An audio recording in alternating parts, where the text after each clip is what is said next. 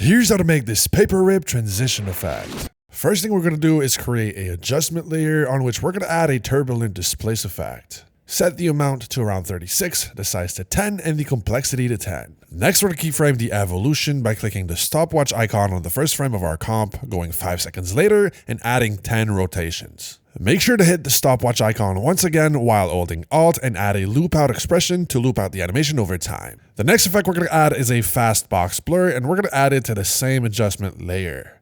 Set the intensity to around 0.5 and the iterations to 1. Now we're going to add a tint effect and set the A color to white. Finally, we're going to add a drop shadow effect and set the opacity to 100%.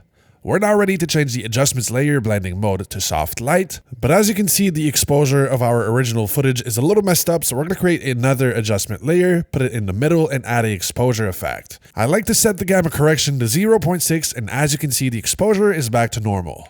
The real fun begins when we add the depth scanner effect to our original footage, set the mapping mode to raw, and this mode to slicing. Now we can play around with the minimum and maximum value to get rid of some parts of our footage. As you can see, everything has a paper cutout effect pre-applied, and make sure to add a posterized time set to 8 FPS, which we're also going to copy and paste on our top adjustment layer. Now we can play around with the minimum and maximum value to slice around some parts of our image. For this demo, we're going to focus on the trucks, so let's go to the beginning of the comp, set a keyframe on the minimum value, then go all the way to the end, push it back like this, and hit it with another keyframe. As you can see, the trucks are now ripping in half, and all it took was just a few clicks. Since we only want to focus on the trucks, we're going to duplicate our source footage, get rid of the depth scanner effect on the bottom one, and then mask around our trucks so that the floor stays intact while the paper rips happen only to the trucks.